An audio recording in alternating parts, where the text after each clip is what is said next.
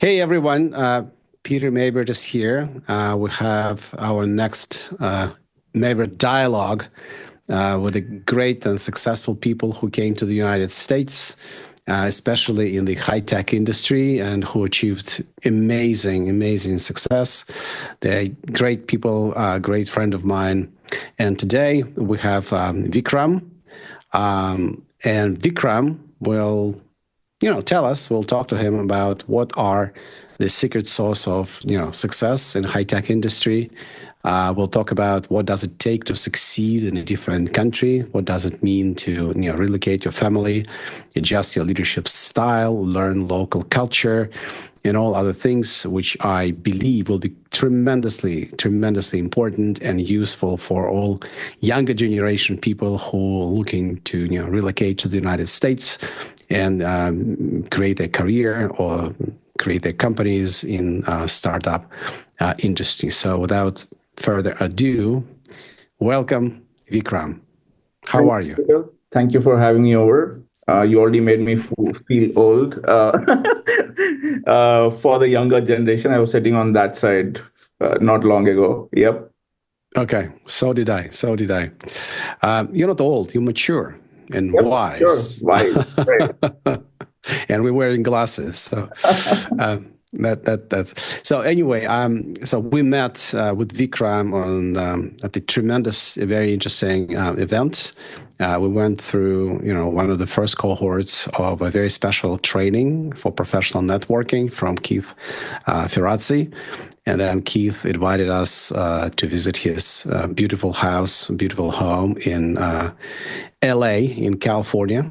So we met there, and I think we became immediately on a very friendly basis. And Vikram told me his story and his career path, etc. And I can only say that he was one of the most sincere and caring and empathetic people in the group, and that was a very privileged group. So it tells you a lot about him. But at the same time, Vikram is great leader, leading big chunk of very successful and even bigger organization. So we'll talk about and just share our experience. It's not an interview, as I said. It's like a dialogue. So I'll share my experience, you share your experience, and we have very friendly, open discussion for our audience. Good Yeah. with you? Happy to do that. Excellent. Thank you. So give us a little bit of your background. Where are you from? What have you been doing? Just basic words. Well, I was born in a really small city called Kalka in the north of India. And, post that with my dad's job, I traveled to almost like lived in 12 plus cities across India because he was in sales. And, at the beginning, you mentioned that how do you adjust to culture? I think my upbringing helped me adjust to culture uh, because India is like Europe, right? You move to different states, they're completely different language, different food, clothing, festivals, etc., etc.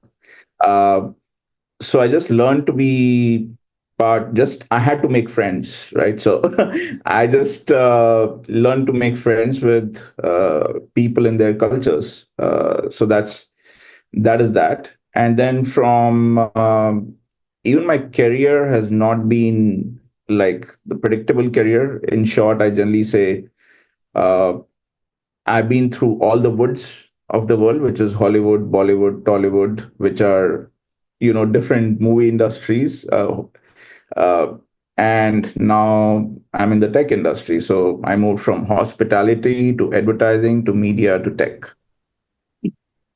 Wow, amazing. When did you move to the United States? Well, I had two parts to the to moving to the United States. The first time I moved to the United States was in 2005.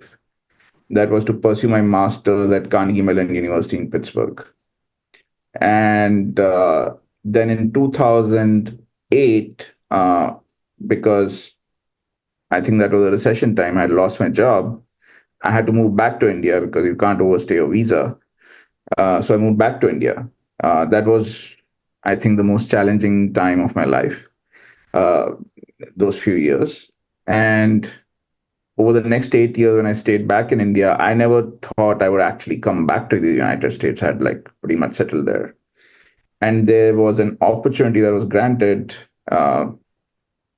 which I thought made sense. So I took it up and made it back to the United States. And that second time was 2016. So tell us, it's actually this story very similar to mine, because I came to the United States first time in 1893. Then I lived in the country for over 10 years. And then I moved back to Europe, and then from Europe I moved to, from Eastern Europe to Western Europe, then to China, Hong Kong, and Southeast Asia, and then I re-entered the United States also about 4 years ago. So it my coming home, if you wish, in this sense. Tell us about your career in high tech. So, what company you joined? What unit you kind of managing, and a little bit of this background. Yeah. So interestingly, when when I was in college, I wasn't that drawn towards high tech. I like technology. I was drawn more towards media and entertainment. But when I came to Carnegie Mellon University, that was the time when Facebook, Google, everything was coming up, and I saw that high tech would disrupt the traditional industry significantly. In fact, my paper when I graduated focused exactly on how Google and everyone would end up disrupting the big studios, which has already happened now. So, as a student, I saw that. And that's when I actually got interested in high tech. It was pretty late in life. And when I went back to India, I tried getting back into high tech. Unfortunately, could not for quite some time. But then I did land an opportunity with Cognizant Technology Solutions, and we were serving a really large client. And I just grabbed that opportunity with both hands. And since then, over the last 13 years now, I think I manage a portfolio of all the hyperscalers. So I lead global solutions for all the hyperscalers at Cognizant for their what they call the business process business. Amazing. How many people are reporting to you now? Well, I have close to 40 senior leaders reporting into me. And total, your business unit, how many people in your business unit? Business unit is over 90,000 people. 19? 90. 90. Yeah, the whole business unit is 90,000 people. It's a huge organization. It's fascinating. So how many people were in your business unit when you joined? Or when you took leadership of this business unit? I joined probably 100, 200, that's it. Wow.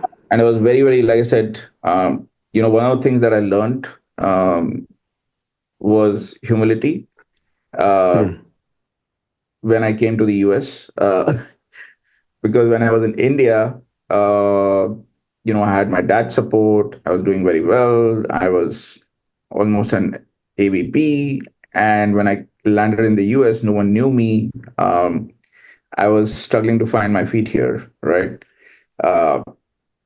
And I had to during my tough times, I even had to work at stores, just being a cashier and stuff like that. I had never done that I had never done that. So, going from the top to the bottom, that slide was pretty humbling. And I think that served me well. So I had to relearn a lot of things. Even when I entered Cognizant, I didn't know anything about, whether it's Six Sigma processes or anyone. In fact, one of my colleagues even said, "You don't know Six Sigma, so what are you even doing here?" Right? And I sat down with, very good, very nice person who was, much younger than me. And I started learning from scratch about how this entire industry works. And I think that helped. So getting deep into whatever you're doing, and always keeping an open mind to learning versus coming from a point of view of, okay, I know this, or sticking to your level and acting like a boss doesn't help. That's been my learning. Okay, amazing. So you managed to grow the organization almost hundredfold, 100 times in 15 years or so. Just unbelievable. Tell me what's your secret to this kind of leadership, which allow you to unite and lead so many people, and what's important to maintain certain corporate culture, right? Certain attitude, certain work ethics, and all of this, onboard so many people, each year. So How does it work? I think it's a lot of teamwork, right? And like I said, I'm just one of the people, one of the leaders. There are many other leaders. There are other senior leaders who are part of this organization who hold this large portfolio. But when we started off, it was all about risk taking. But while you're taking risks, there were times when you just had to come together and think out of the box many times. And when things are not working behind the scenes, you just spend a lot of time in conference rooms, sorting through problems, thinking through problems, and you realize you're not the person who has all the answers, right? So there are different people who come together to provide answers. For example, uh, there was a situation where we had to set up something called field operations to collect data for a large company. And we had to do this in countries where we did not have offices.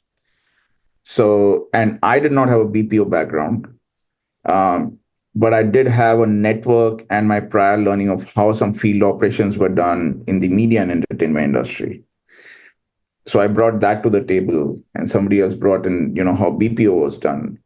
Um, the other person was really great with financials and deal structuring. So uh, when the three of us sat down into the room, we brought in partnerships, we brought in, structure, designing the entire structure, uh, and thinking through how the financials would work out. So, and now that's a really, really large business for us. So it's all about, like I said, learning from each other, uh, understanding what your strengths are, and continuously learning. Now, most of us understand. I mean, I'm no longer in that part of the business where they run field operations because that's part of the portfolio. But a person running that now understands the entire field operations, and I understand the BPO business, right? So there's been a lot of cross learning over the years that has taken place, and similarly, now we've touched everything from autonomous cars to health tech to fintech and so on and so forth. And every new interaction with a client is a lot of learning, which is what I enjoy. And I'm always thankful for the opportunity I've had that my company has provided me. Sure. We'll get back to this. Yeah, I think, thank you for that. I think in my understanding, your career resembles of a career of a startup. So pretty much you started with a very small organization and you grew this organization with like a big organization, right? And you grew, Cognizant is a tremendously successful company, right? With a huge growth rate, but you managed to, in terms of growth rate, even, outgrow the fast growing organization. So you can easily imagine that this entrepreneurial spirit was, I think one of the ways you build these organizations, even within big corporations. So you don't typically just, it's my observation from my experience that if you want to play corporate game always and be risk averse and just follow the instructions and follow the path, you will never succeed in such a tremendous way as you did. So open atmosphere, respect and attention to different viewpoints and different experiences, right? Incorporating this all together, a constant, continuous learning. That's all really interesting things. If you would summarize and elaborate maybe a little bit on your personal leadership style, how would you describe it? How would people describe you as a leader? Well, we recently had a 360 degree, Okay. And one of the things that came out was clarity.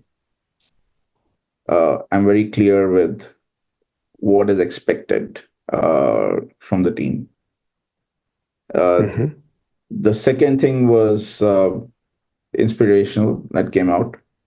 Mm. And I'm pretty much reading out what came out, right? So being super transparent, not creating this. And the third thing that came out was warmth. I think I keep a open door policy. I'm very, very flexible. For example, especially my role that I perform today, uh, we have lots of spikes in work, right? Like suddenly there'll be days where you'll, or weeks actually, where you'll have almost 18 to 20 hours of work every day, right? Oh, that's tough. Uh, and then there are days when you have lesser work, right? But you need to make sure that you respect the sacrifices your team made during those months when they were putting in double or triple the amount of work and give them a break, right? Um, I like this phrase from Sahil Bloom, or I think he referred where it said that work like a lion. So work really, really hard with top speed, and then take your rest in between. Yeah, it's a very wise approach. It's important to balance Mhm. both for your team.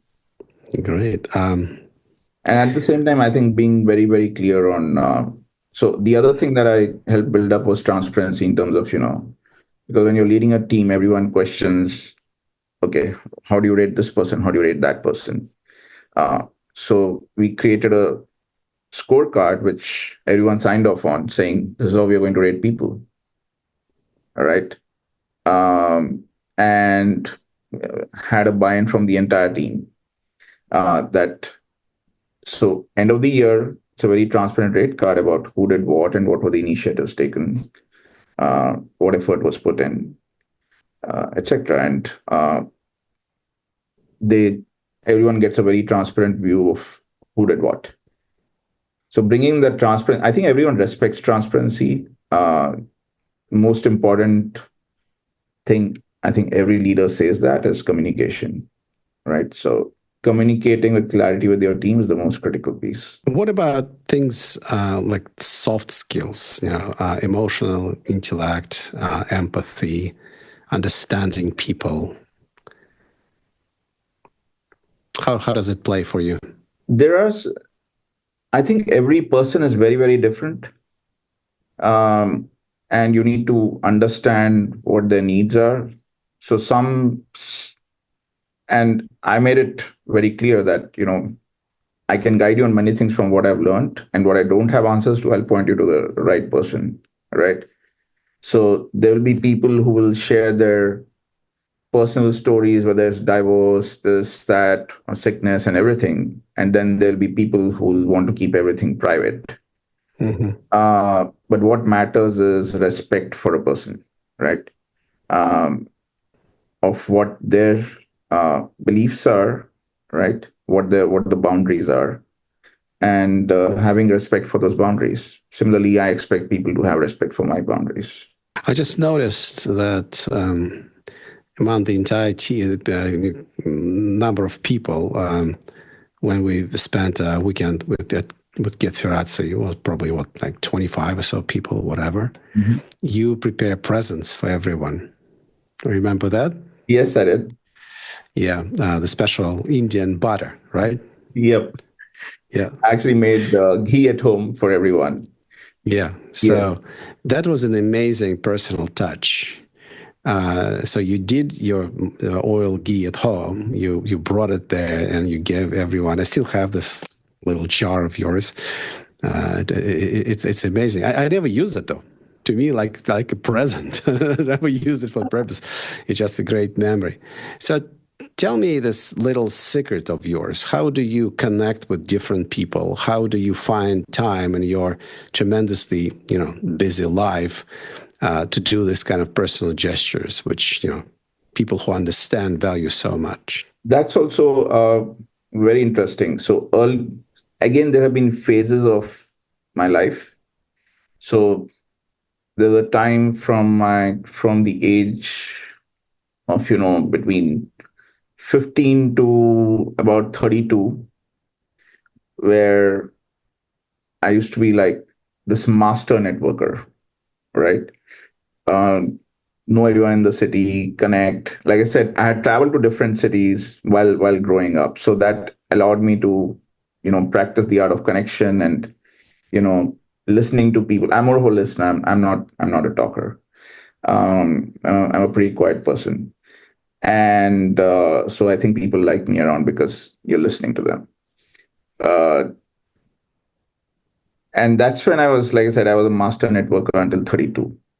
Then from 32 onwards, for the next 8 or even 10 years, which is after I had to go back from the US to India.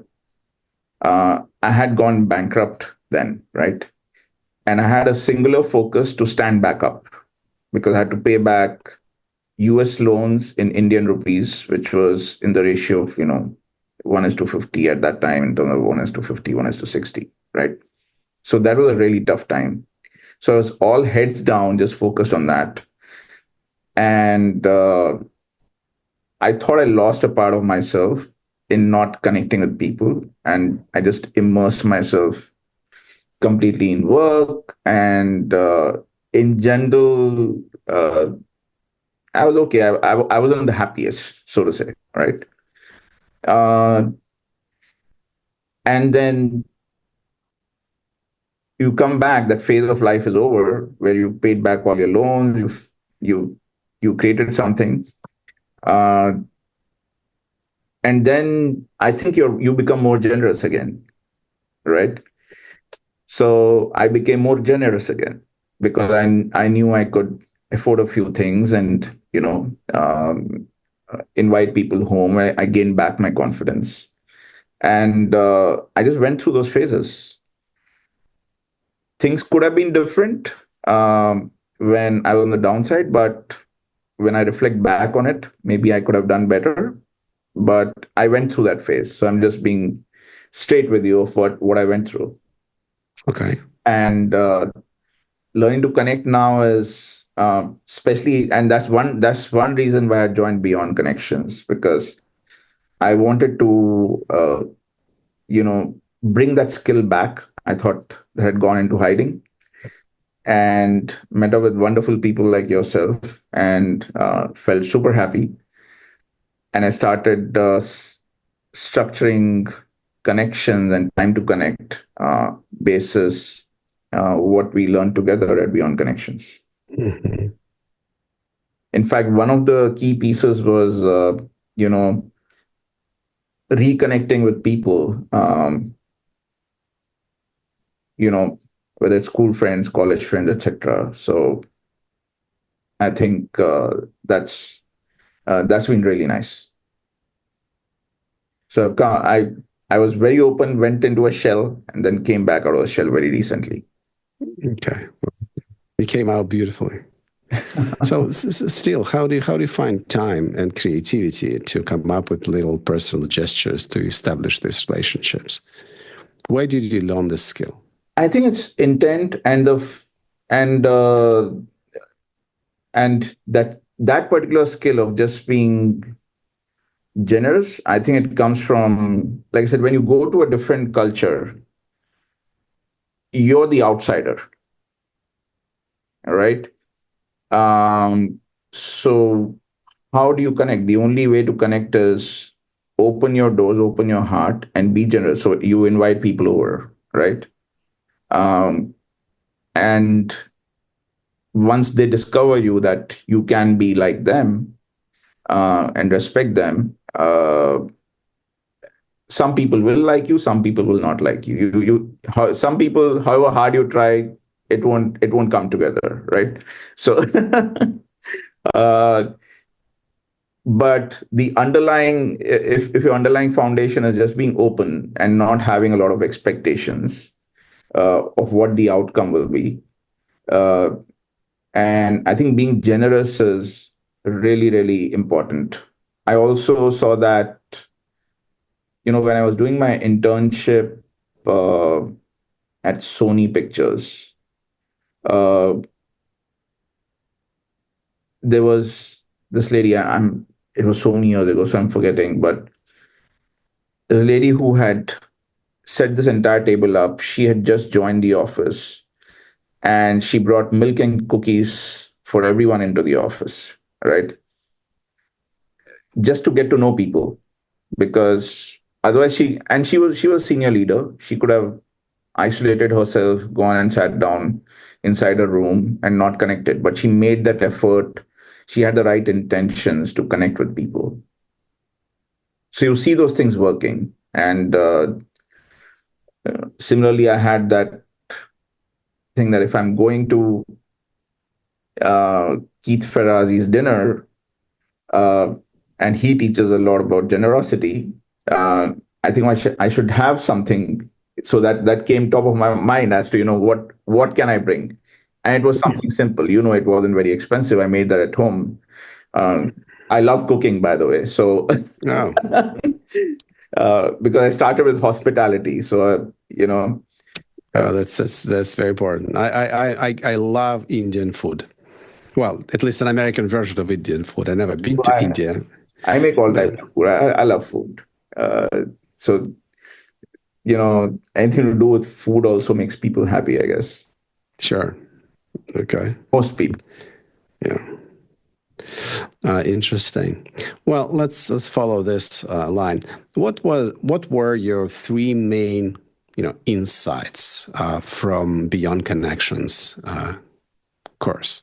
Three main insights. I think having the right intention was definitely up there.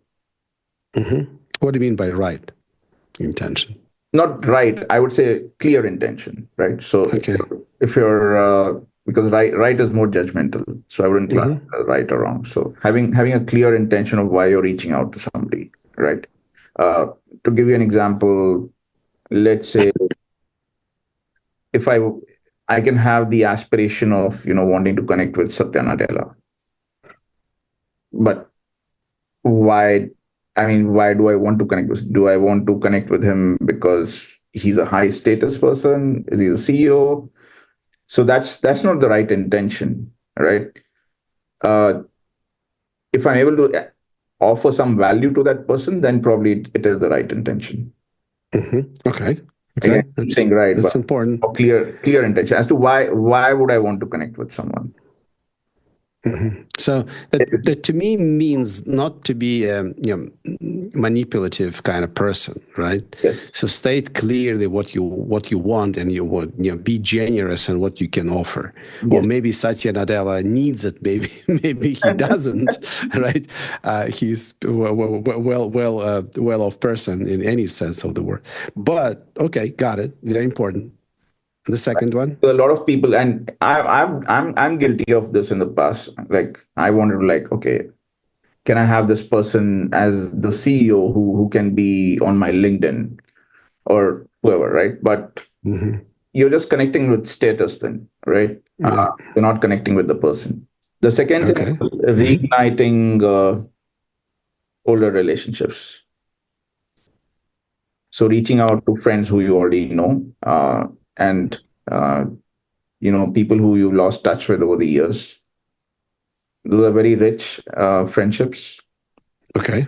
Just an example. So this is personal. So there's a friend of mine in India. So he's in a city right now, it's called Leh Ladakh. It's a very beautiful place. It has the highest motorable road in the world. So when I reconnected with him, he said he's there for a few months, and because I'm going to make my India trip, he said, "Why don't you make a trip here?" So now that's turning out to be a nice holiday, which I wouldn't have otherwise planned if he wasn't there. All right. Or,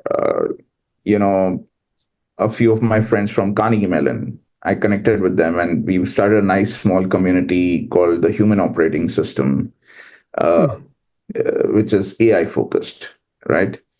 And since we are, I mean, CMU has a lot of tech focus, and we came together, just had a just over a web conference. We just decided we'll start this community, right? Um, and that's been going really well. So we're having great response there. So I think these pieces, these two things really stood out for me. Okay, got it. Very important. Very important. Don't forget your old friends. I know that a lot of people from your prior life, I call them friends in passive mode. So you know that they're there. You remember their birthdays. They Yeah. remember your birthdays, but you don't have anything you would do jointly with them. Similar goals, similar aspirations, similar projects, any kind of activities. And I think it's a very wise thing you said, that you need to put kind of more life, right, some substance, and make this relationship richer, because you have the trust. You just need to do something together, and that will rejuvenate this relationship. Right. Do I get it right? That is true. And, all of us, we realize this later on, is all of us spend so much time on television. It's television, phones, etc., the easiest place to go kill time. So when you said finding time, I think when you start eliminating those pieces, I actually hardly watch any television. If I have to watch television, someone really recommends a show, I'll try to watch it, binge watch it over a weekend, maybe like maximum 2 times a year. That's it. No more than that. Okay. Yeah. 100%. 100%. I haven't watched television for several 2 decades at least. I think about 20 years. I just don't watch it. I have some sport events once in a while. I watch high quality movies, things like this. I watch a lot of podcasts, and some I try to educate myself in different areas. But just general TV, I forgot that we have this phenomenon in life, TV, which feeds you, overcooked, and unprepared at the same time. Uncurated, overcooked material, right? So, anyway, the third one. What's the third insight from Beyond Connections? So you said two of them. Let's come up with the third one. The third one. Third one, actually, like I mentioned, be generous, right? Mm-hmm. So be generous, and don't give with a lot of freedom. I mean, to whatever extent you can, right? Let me get back to leadership a little bit. I mean, leader is nobody and nothing without a team. So how do you select people? How do you onboard? How do you train, motivate, and keep the key people on your team? So I'm actually very, very selective of who I bring on. I think one is, I want to understand what they've done in ambiguous situations, right? Are they able to take decisions on their own? Especially in my team, there's no special hand holding that goes on, right? It's all about observing and learning and picking up things and running. So will they be able to swim on their own, right? Do they communicate well? Do they communicate with clarity? And when I ask them to describe some case studies from their past life, of whatever work they've done, I need to understand the nth detail. Uh, let's say how many people did they hire? At what cost did they hire? What was the profitability? And getting deep into metrics. And that's again what I've learned from large companies, when while we work from them. I think that is a style that I've learned from all the hyperscalers, uh, to make sure people understand their domains deeply. Right? Mhm. They're able to describe what they've done, and they've been hands-on. So let's say, you don't have, especially leaders, if they don't have someone reporting into them, do they still pick up their laptop, roll up their sleeves and work? I think that's really important for me, because we maintain, especially my team, we maintain a really small team, a small and lean team, for the work that I do within my larger organization. And it's important. I think it's just important um, from just being honest to yourself, that you need to know the work that you're doing, right? And you're not always just delegating. Um, I call that type of personality the full stack manager, somebody who will really get down into the details and is also able to see the big picture. Any specific, personal values you're looking for in these people, and how do you identify them? Well, I think a lot of characters comes across when you speak to them about um, their projects and how they've, and you can, I don't know, for some reason I'm able to smell bullshit, right? So so when you ask deeper questions, they don't have the answers, and there has to be coherence between what you said earlier and what you during your entire conversation. The other question I like to ask is, when you get on the team, um, how will you ensure that you're successful? So that's a question that opens up a lot of answers to me about how will they work with other members of the team. Okay. All right. So when you come into a company, because our company is huge, so either you can sit in a corner or you learn from. So how will you start learning? I think for me, learning is a very important skill set to have. Mm-hmm. Like, what are things you recently learned? Like, three skills. I keep taking some kind of course or the other. So for me, continuous learning is really important. And that also comes from this personal story where, so my dad was about to retire, right? And he always had a secretary. And during those times, he because he had a secretary, he never used a computer. He used to just dictate notes to her. Okay. Yeah. He retired. He wasn't computer literate, right? Mm-hmm. And the world had moved on. So you have to keep updating yourself, to be relevant. And he went he he went into a dark space for some time, and but because he's a very energetic person, he loves to do things, and but when he found himself behind, suddenly the world around him had completely transformed, right? Um, and that is something, I like people who are conscious about it, about how the world is transforming around you, and that you're up to date. Similarly, and that's the reason, for this human operating system.ai. So I just want to make sure I'm ready and my team is ready, and I mean, my son is ready, because I don't know what's it going to be tomorrow. I want him to use the tools and understand how they work. So Okay. that's a personal value of learning that I hold very close to my heart. Okay. Any other?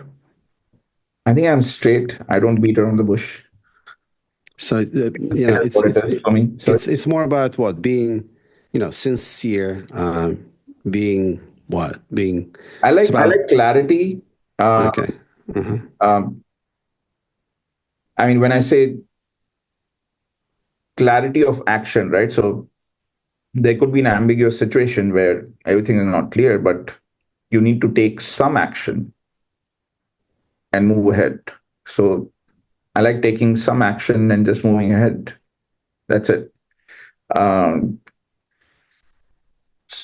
just so an example of that would be, so when I was to come to the US for my master's, my first admission was in Fordham Business School, right? Mhm. Because there were few schools that were offering masters in the media and entertainment industry.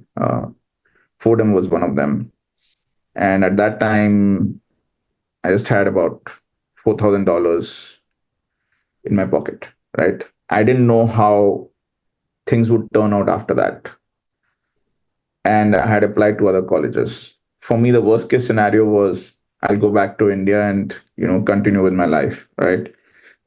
If things didn't turn out well.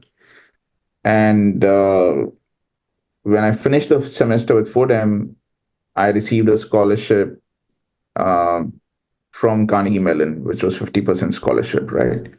So I was able to afford Carnegie Mellon. And a friend of mine, because I didn't have any relatives in the US, he he was a citizen and he signed off on my loan in the US. So he helped me out.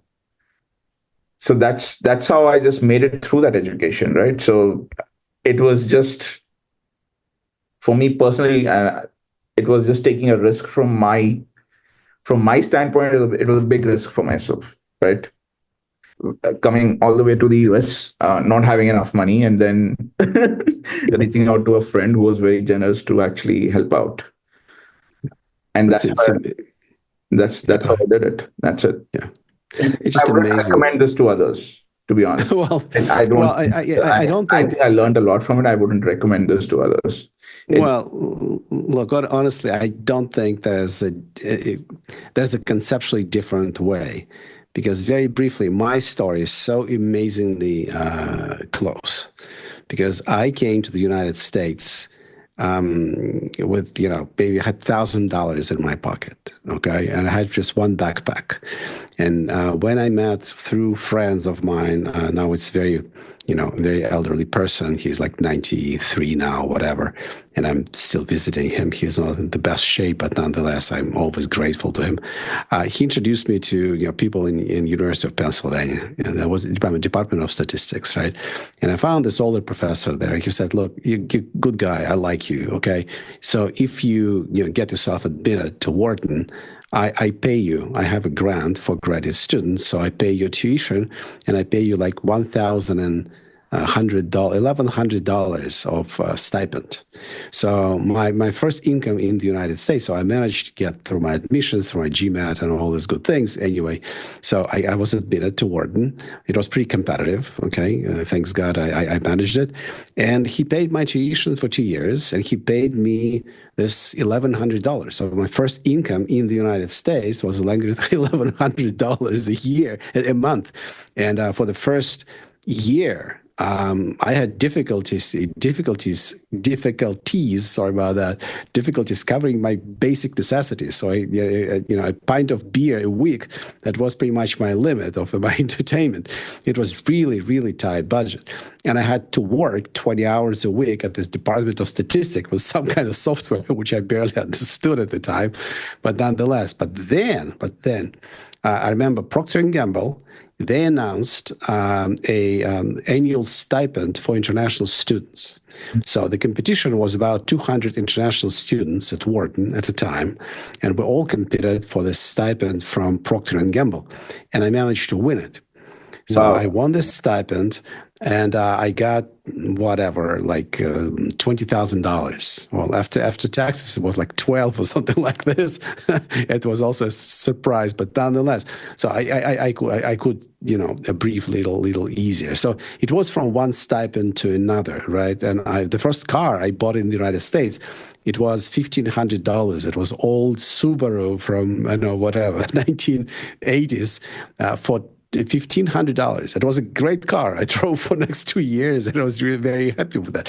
So honestly, I don't think is any other way. You take your risks, right? And if you relocate to a different country, you want to be competitive, you want to adapt, there's no other way. I mean, my analogy, you walk up the stairs and you don't see where the next step is. You're pretty much, stepping into something.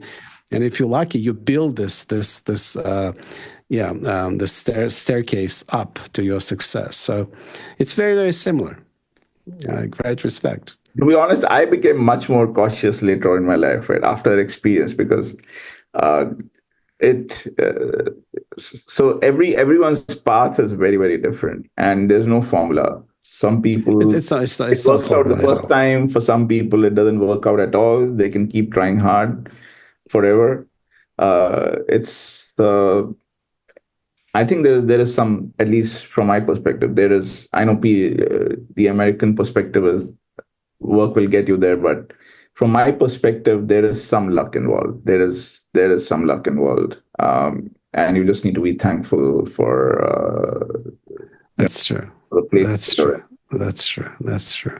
But there's also a saying that you have to keep trying Yes, to find your luck. I mean, I'll, sitting on I'll keep on your ass on your couch in front of the television, you will have no luck in this you have to life, keep trying. right? So you have to, You have to put in the hard work. What I'm saying is yes, the outcomes are not in your control. sure.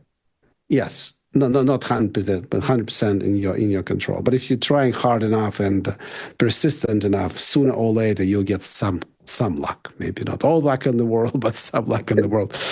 But let me ask you another question. I mean, honestly, I have great respect and admiration for people coming, from India. Right?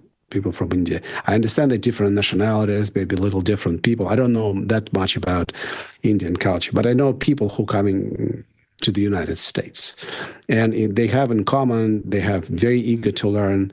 They're very humble, very empathetic, very well brought, very very nice kind of people who work hard. And I think the success of Indian people around the world and the United States is very telling. I mean, you have people in high tech, you have people in media, people in education, in universities.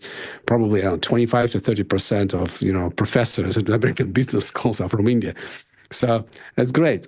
Tell me, what do you think make people from India so successful? What's in Indian culture, what in Indian tradition make them so adaptive and so successful in the States? I have a slightly different point of view. Okay. I think every race has people who are successful. All right. Uh, Maybe it's just we are standing out in a crowd here of being successful. But if you go to India, there are all types of people. There are less successful people, there are medium successful people, there are highly successful people. Uh, so I think there are tiers of success in every culture. Okay. I wouldn't say, I think it's more about personal character of working hard, right? Irrespective of whether you're Indian, American, or any Russian, Chinese, Mm-hmm. right? I think there's successful people in every culture, and that's why. Sure. And like I said, that's even in India. I've lived in so many states. Every state has their own successful people.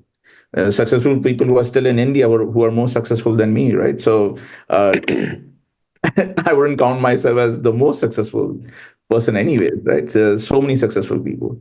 But I think the core traits matter. Like I said, it comes back to the foundational things of learning and just working hard, taking a few risks, and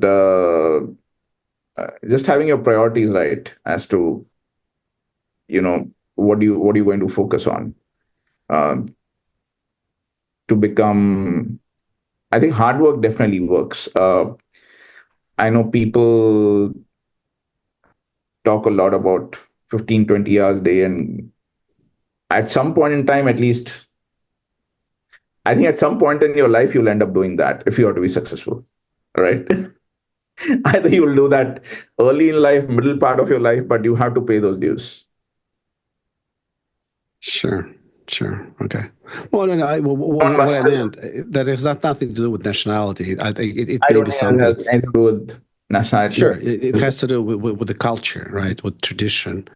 So, I know that in different countries, attitude towards hard work, towards education, constant learning is Totally. maybe different, but um, But even in India, it's different. It's different across different sure. cross sections of society. It's different across, different families.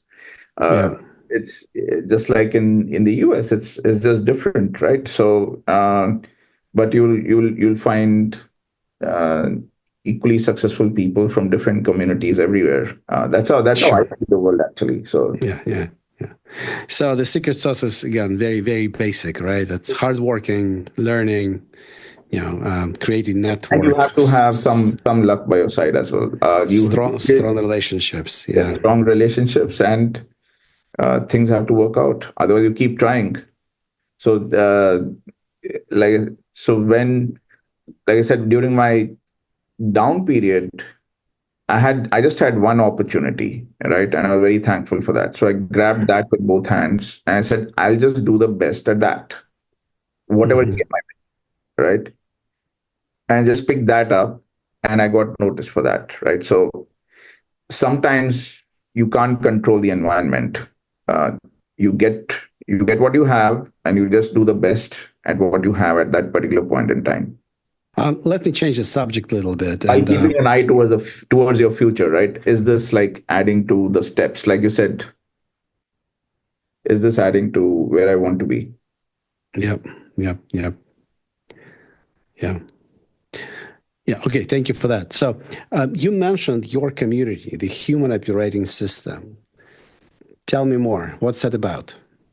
I've been very close to the AI revolution for the past few years, and I have seen job losses as well because of AI in some areas.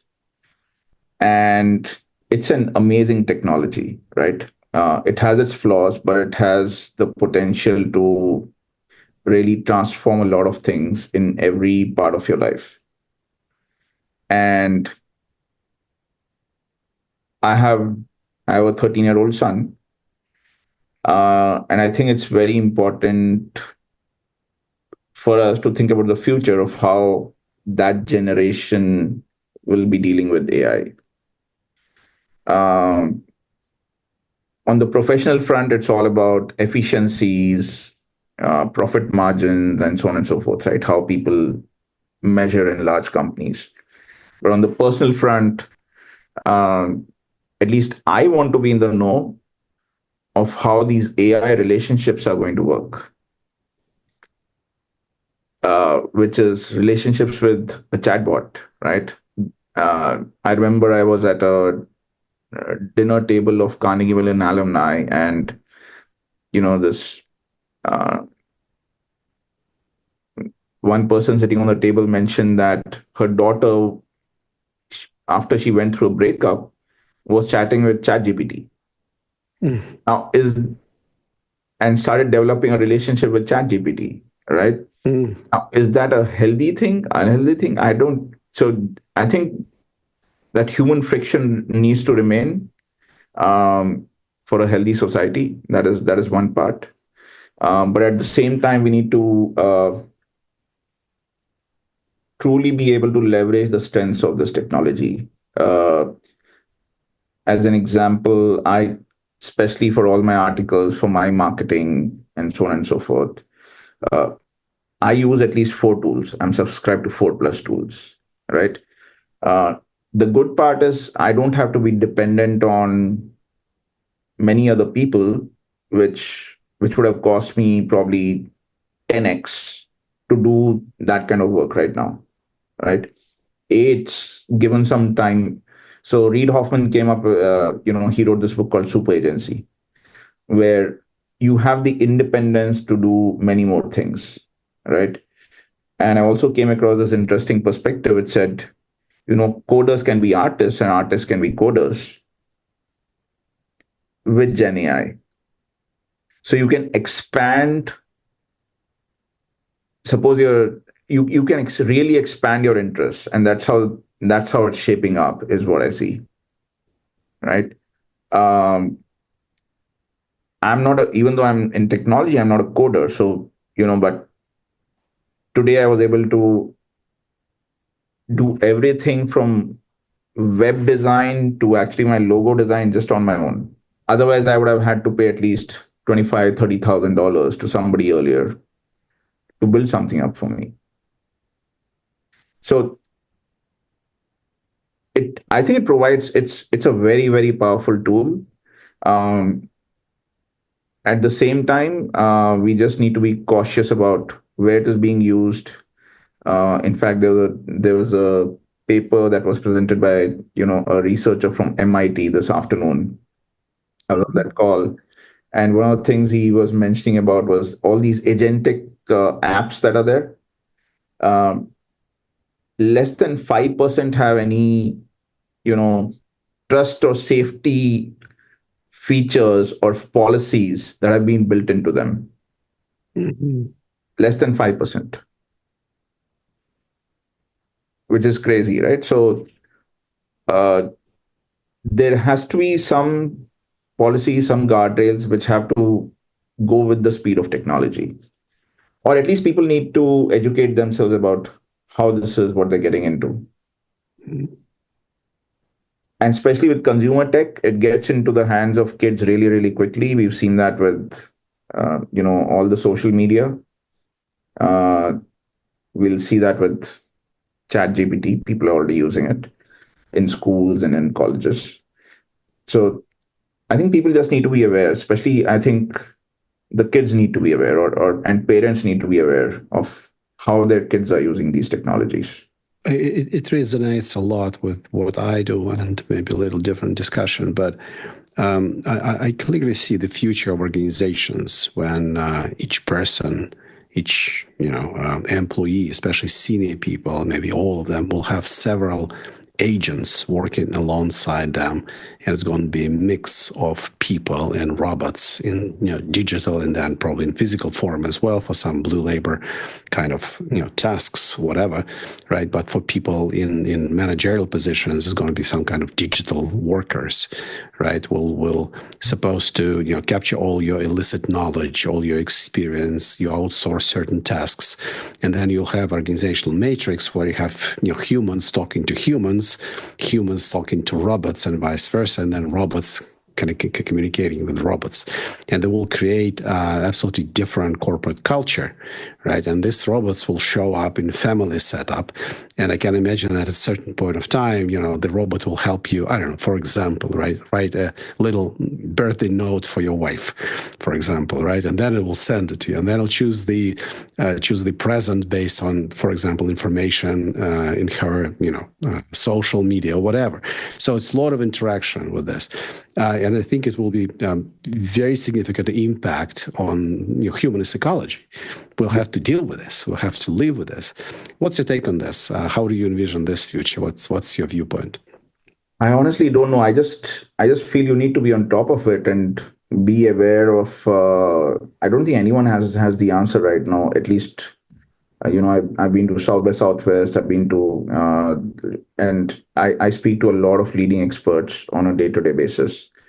Uh, I don't think anyone has a very clear answer right now to that, and everyone's still learning. And everyone is learning as it goes along. So it's just, I would say today it's just important to stay on top of what's happening, so that, because you won't be able to, you can't take this away. This is happening. This will come, and it is very exciting, and especially very exciting from the point of view of transforming organizations. But it's also going to transform the way we live, and social relationships is something that we need to be very, very aware of. There's also a lot of the frauds, and especially Sure. all these AI generated videos, voices. Oh yeah. Oh yeah. We just need to Yeah. be aware of those risks, and any kind of, so there are positives and negatives, right? So like Reid Hoffman again says in his book, that people will have people who don't have access to wellness counselors today can have, because there are just so many therapists today, right? Or so many counselors. So your chat GPT or the conversational counselor can fill in for those people and expand that and take those services wider. So that's the positive side of it. But I don't want my son having a, you know, relationship with a robot, which can be psychological, because there was this one instance where, uh, at least a lady claimed that her boy committed suicide while chatting to one of the chatbots. I don't remember which company it was, but uh, that's what happened, right? So we just need to be on top of what's happening at this stage. All right, the final one, and we can wrap it up. Not even the question, but give several words of wisdom, several words of inspiration, several words of caution to the younger generation of first generation immigrants, people from high-tech industries, startup people, investors, managers, whoever who coming to the new country and want to develop new life, new career. What should they do? What should they don't? What should be aware of? And just a couple of words of inspiration. I think the first thing is, you come to a different country, you come there for a reason. So adapt that country and adapt the culture of that country, right? I think that's one of the reasons for social rift that I see right now. But you come into you're being welcome to somebody's home, you need to respect that place, is all I can say, right? Because you come there for a reason. You saw promise there, right? That is one. And the second thing is, be humble and cooperative and keep learning. Well, thank you for that. It was a great conversation. Thank you for making time. Thank you for your time. I appreciate it. Yep. Thank you so much. I'll be in touch. I have a couple more questions, Sure. Off the record. So let's maintain our friendship and continue our communication. Totally. Thank you so much, Peter. Have a good evening. Wonderful. Thank you so much.